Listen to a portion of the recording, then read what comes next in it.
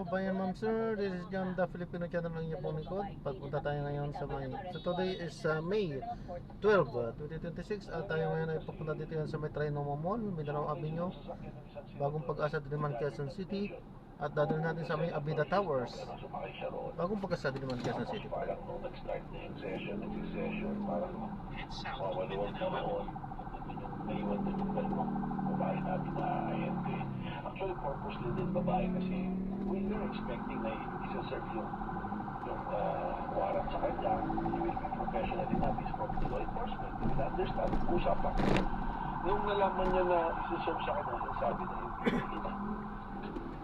Pinakil na niya. Tinulak niya na yung dalawang agent. Kaya siya nakabakbo. Literally, evading arrest. Kung di siya tumakbo, walang kapilan.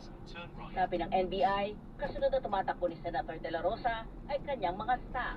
Humahabol naman ang dalawang babaeng ahente ng NBI. Malayo pa yung agent, mga 3 meters away. Kasi natulak na niya eh. Ang isa sa babaeng agent ay tumama umano sa may pintuan at nasaktan pa sa pangyayari. Tinanggi na matibag na sinunggaban ng mga ahente si Senator De La Rosa. Paniwala ng NBI na ang kanyang sugat ay posibleng dahil sa kanyang pagkakamali.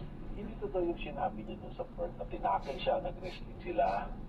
Walang ganon. At kaya siya nasugatan, that is because inflicted ng mga agents. But nadapa siya eh. Kitang-kita, nadapa dun sa staircase eh. Natukod niya yung kamay niya. Iginiit din ng NBI na may koordinasyon sila sa iba-ibang ahensya, katulad ng Department of Justice at Philippine Center on Transnational Crime o PCTC sa implementasyon ng warrant. We were in possession of the warrant. Kung na-arresto namin siya, the proper thing to do sa amin, the law enforcement, arresting officers, is to turn over to the prosecution, which in this case, the Prosecutor General. Sa issue ng posibleng pag-aay ng arrest warrant sa loob ng Senado, ipinaliwanag ng NBI na may legal na basehan nito. We are governed by rules and by law and by process. We are not acting based on politics or based on our emotions or feelings. We will coordinate with other agencies involved this because there are complexities eh. May mga intricacies po kami dapat i-address. Ipinaliwanag din ni Matibag ang insidente kung saan sinubukang arestoy ng NBI agents ang isang tauhan ng security ng Senado. Matapos ang lockdown, sinubukan naman ang pigilan ng security ang nasa 20 ahente ng NBI na lumabas ng Senado. Hindi tayo ma-traffic dyan. Ma'am Dia to? Warrant tapos you're obstructing. And you want us to be detained so hindi papayag.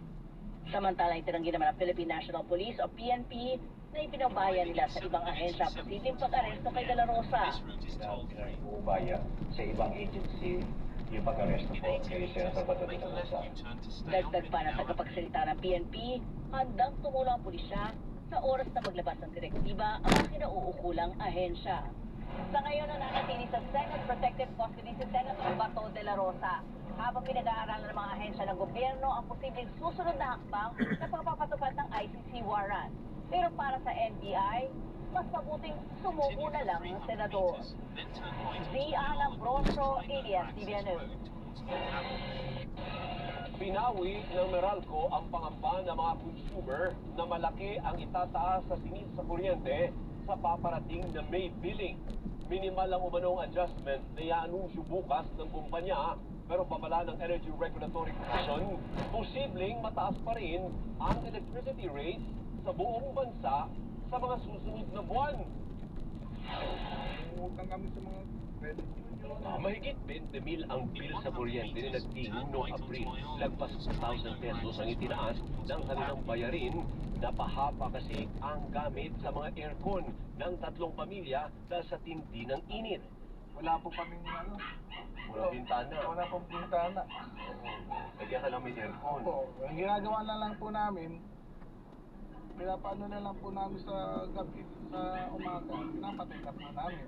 Ang nangungupahan sa kanilang si Marilu sa labas na narin imbis na magventilador, pero nag-aalala na rin sa paparating na bill. Mahanapan niya ng mga anak ng paraan para mabayaran, kaya sa naman maipon at magpatong-patong kung hindi mabayaran agad. Pag gano'n, hindi nila kaya bayaran, uutang ako. Pero binawi ng Meralco ang pangamba ng mga consumer na una na kasing inanunsyo ng Department of Energy at Energy Regulatory Commission na malaki-laki ang itataas sa singil sa kuryente ng Meralco sa paparating na May billing.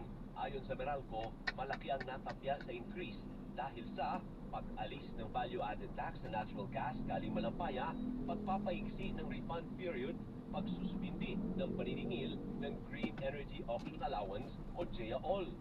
Kung sakali man merong increase sa Albi, kunyari, tumaas yung generation charge kumpara doon sa mga reductions na ina-expect natin, hindi na ito magiging masyadong malaki.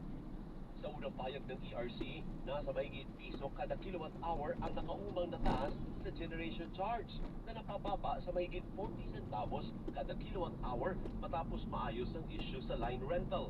Confident naman sila na magiging halos na kapareho ng nakaraang buwan.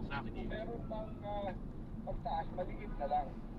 Pero mukhang hindi pa matatapos ang mataas na bill sa kuryente ngayong buwan. Paliwanag ng ERC, posibleng masundan pa sa mga susunod na buwan ang mataas na bill sa kuryente na sa tindi ng init at mahal na presyo ng panggatong ng mga plantang gumagawa ng kuryente.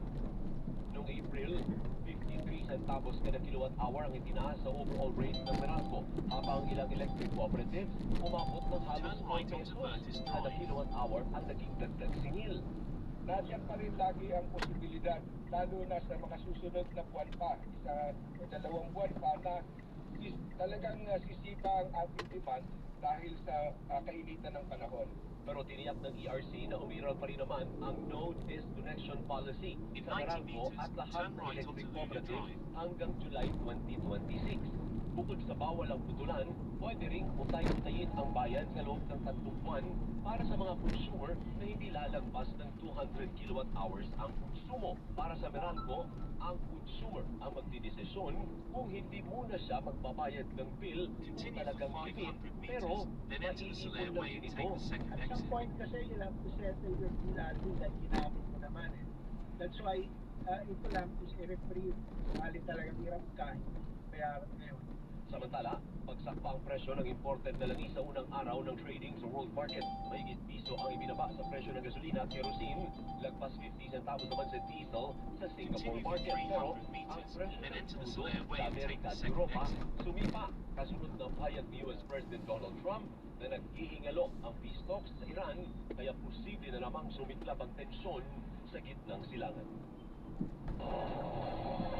Susunod, dini mainit na sinalubong ng mga kapamilya sa Thanksgiving event.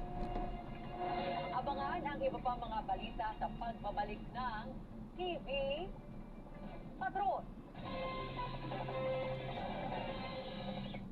TV Patrol sa DCMM at DCMM Teleradyo. Hayaan mong kami ang In maging 100 pahinga mo. meters into the Solaire Way and Mag-relax take sa the second saliw ng exit. mga paborito mong tugtuging puno ng magagandang alaala ng nakaraan. Sa Remember Your Music. Kasama si Kuya Dan, Martes hanggang Sabado, alas 12 ng hating gabi sa DCMM Radio Patrol sa Istrenta at DCMM Teleradyo. In 60 meters into the roundabout. Sa ating pang-araw-araw na Arriving in buhay, 2 minutes at mayroon at 7:45 mayroong p.m. gumugulo This sa route is ating toll-free. isipan. Pwede mong ikwento yan. May makikinig sa'yo.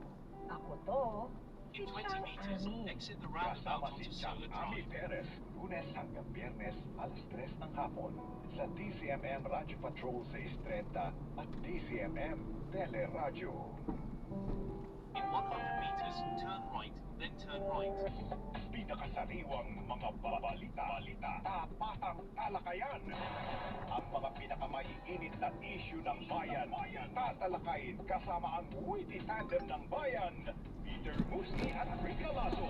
Balita Tapatan, Lunes hanggang Biyernes, alas 9 ng umaga sa DCMM In Radio 60 Patrol meters, turn right. at DCMM Teleradyo. Viral ba ngayon ang kanyang vlog? Nung nakaraang taon pa pala ito nangyari.